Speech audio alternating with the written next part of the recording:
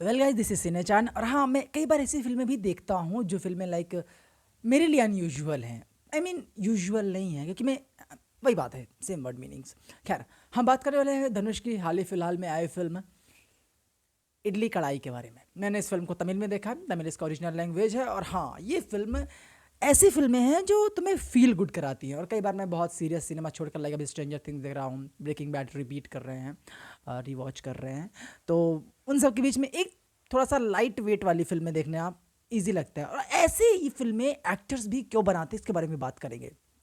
खैर, इडली कढ़ाई एक ऐसे आदमी की कहानी है जो अपना विदेश जा चुका है, अपने घर के अपनी मदरलैंड छोड़कर, और वहाँ पर वो अपने एम्बिशंस लेके निकला है। पर ये कहानी उससे ज़्यादा उसके फादर के बारे में है, क्योंकि उसके जो फादर हैं वो इडली बनाते हैं, और बचपन से ही उन्होंने अपनी शादी के टाइम से उन्होंने सीख लिया था अपनी माँ से। ये उनको विरासत में मिली थी, उनकी बीवी और वो यहाँ इडली बनाते हैं। उनका एक ब्रिस्टो है, एक छोटी सी झोपड़ी है जहाँ पर वो बनाते हैं इडली, और गांव भर में उनकी इडली फेमस है। ओके, तो उन्होंने अपना पूरा बना रखा है और उनके गाँव में अब वो दो ही लोग काम करते हैं, और वो ट्रेडिशनली काम करते हैं। उनको ग्राइंडर नहीं चाहिए, उनको कोई मशीन से काम नहीं करना है, क्योंकि उनको लगता है कि उनका टेस्ट चला जाएगा।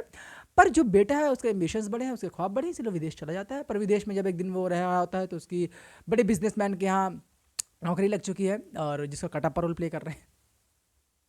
कब तक और कब तक उन्हें कटप्पा बोलेंगे हम लोग।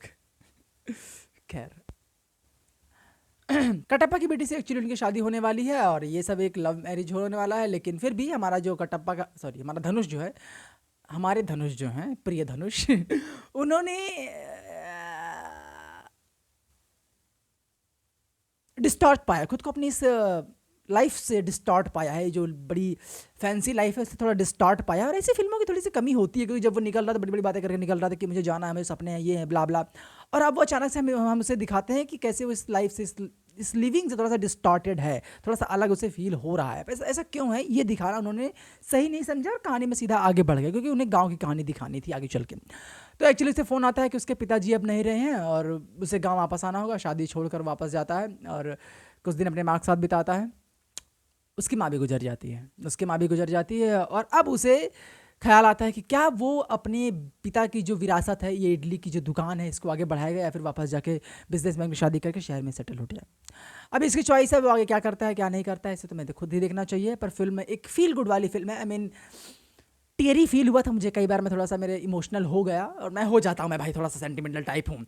तो अब मैं बात करना चाहता हूँ कि ऐसे जो बड़े बड़े एक्टर्स हैं, जो ग्रे मैन जैसे एक्टर एना दी आर्मस, और है ना, उनके साथ बड़े बड़े एक्टर्स एक्ट्रेसेस के साथ काम कर चुके हैं, जो अपना ऑरा रखते हैं पूरी इंडस्ट्री में, पूरे इंडिया में, वो ऐसी छोटी सी फिल्म क्यों करते हैं? इसके कई रीजंस हो सकते हैं। दोस्ती यारी भी, चलो भाई डायरेक्टर हमारा दोस्त है, प्रोड्यूसर हमारा दोस्त है, तो उसके लिए भी एक फिल्म कर लेते हैं, वो भी पैसा कमा ले।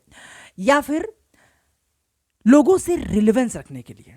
अब ये रिलेवेंसी वाली बात क्यों मैं कह रहा हूँ, क्योंकि देखो, कई बार आप ग्रे मैन जैसी फिल्म करते हैं, आप हॉलीवुड में चले गए, इंग्लिश बोलने लगे, वो रिलेवेंसी जो गांव से थी, जो मदरलैंड से थी, जो तमिलियंस से थी, वो थोड़ी सी हट के, आई मीन तुम फील करते हो कि भाई कितना बड़ा हमारा सुपरस्टार हो गया, धनुष हमारे बीच से निकला है, ग्रे मैन कर रहा है ना, बेआरमास नाम क्यों आ रहा है बार बार उसका, उसके साथ फिल्म कर रहा है। और इंडिया में भी कई सारे बॉलीवुड फिल्में कर चुका है, बड़ी बड़ी फिल्में उनकी आ रही हैं। लेकिन जो तमिलियंस वाली जो है ना, जो तुम उस फिल्म की कहानी देखो, कैसे गांव की कहानी है, मदरलैंड की कहानी है, विदेश स्वदेश जैसी कहानी है, वापस आके फिर से काम करना, वो सारी चीज़ें, तो ये चीज़ें रूट से जुड़ी हुई हैं। और उस रूट की जो ऑडियंस है, उससे जुड़े रहने के लिए कई बार एक्टर्स ऐसी छोटी फिल्में कर लेते हैं। और ऐसी छोटी फिल्में क्यों कह रहा हूँ मैं, क्योंकि लो बजट की होती हैं, ईजी टू शूट होती हैं, ईजी टू हैंडल होती हैं, और इन्हें रिलीज़ कर देने के बाद फ्लॉप होने का डर भी नहीं रहता है, क्योंकि एक तो पहली बात तो हमारे पास सुपरस्टार है, दूसरा इसका बजट भी कम है, तो ये फिल्म अच्छी जाएगी ही जाएगी। इसमें एक्ट्रेस भी अच्छी हैं, वो मुझे पसंद है शुरू से ही। तिरुचित्रवलम ही नाम था ना उसका, और धनुष साथ उन्होंने काम किया, तो मुझे वो तभी से पसंद है। कृति सेनन बोलते हैं क्या उन्हें, आई डोंट नो, बट मुझे पसंद है, उनकी एक्टिंग भी पसंद है। और जब मैं उनको ओरिजिनल लैंग्वेज पहली बार देखा, थोड़ी सी मुझे अजीब सी लगी थी, पर हाँ, अभी मैं ओरिजिनल लैंग्वेज उनको दोबारा देखा हूँ तो मुझे पसंद आया उनका अंदाज, उनकी एक्टिंग, सब कुछ जो भी है। लेकिन ये फिल्म उतनी खास नहीं है, सिनेमैटिकली उतनी अच्छी नहीं है, उसे और अच्छा लिखा जा सकता था। लाइक अरे भाई, बहुत कमियाँ हैं फिल्म में, बट म्यूज़िक, इमोशन, रिलेवेंस होना इस फिल्म का तुम्हें इस फिल्म से जोड़ देता है। और जब तुम इस फिल्म से जुड़ जाते हो, तो इस 2.5 घंटे की फिल्म को आप ख़त्म कर देते हो। स्ट्रेंजर थिंग का लास्ट एपिसोड छोड़कर मैंने इस फिल्म को देखा और ख़त्म किया, और अब जाकर स्ट्रेंजर थिंग में देखूंगा, उसके बाद हम इसका रिव्यू करेंगे।